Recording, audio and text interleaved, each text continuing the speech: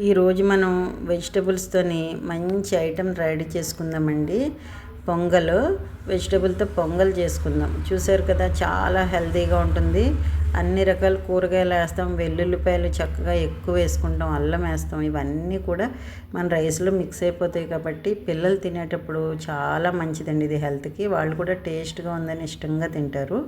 ఇది మనం ఎలా రెడీ చేసుకుందామంటే, ఫస్ట్ బియ్యం ఒక గ్లాసు, హాఫ్ గ్లాస్ పెసరపప్పు, హాఫ్ గ్లాస్ కందిపప్పు, ఇవన్నీ కడిగి పక్కన పెట్టేసుకుందామండి. ఇప్పుడు మనం ఒక పెనం పెట్టుకొని దానిలో బటర్ వేసుకుందాం. బటర్తో చేసుకుంటే చాలా బాగుంటుందండి, ఓవర్ హీట్ ఉండదు. ఇప్పుడు బటర్ బాగా కరిగింది కదండి, జీలకర్ర ఆవాలు బాగా ఫ్రై చేసుకోవాలి. ఫ్రై చేసుకున్నాక ఆవాలు టప్ టప్ అని సౌండ్ వచ్చేటప్పుడే మనం వెజిటబుల్స్ వేసుకోవాలి. ఉల్లిపాయలు, పచ్చిమిర్చి, క్యారెట్, అల్లం వెల్లుల్లిపాయ అండ్ క్యాప్సికమ్, టమాటా, ఇవన్నీ కూడా మనం వేసి బాగా ఫ్రై చేసుకోవాలండి. బటర్లో బాగా ఫ్రై చేసుకోవాలి. బటర్తో చేస్తే చాలా టేస్ట్ అనిపిస్తుందండి.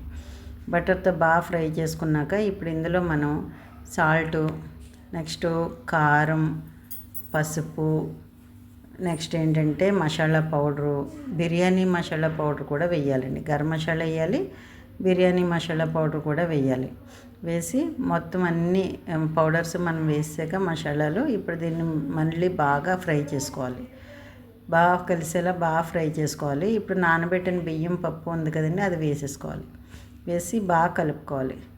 కలుపుకున్నాక ఇప్పుడు దీనిలో మనం వాటర్ వేసుకోవాలండి. వాటర్ అన్నం వండేటప్పుడు వేసుకునేలా కాకుండా కొంచెం డబల్ వేసుకోవాలి.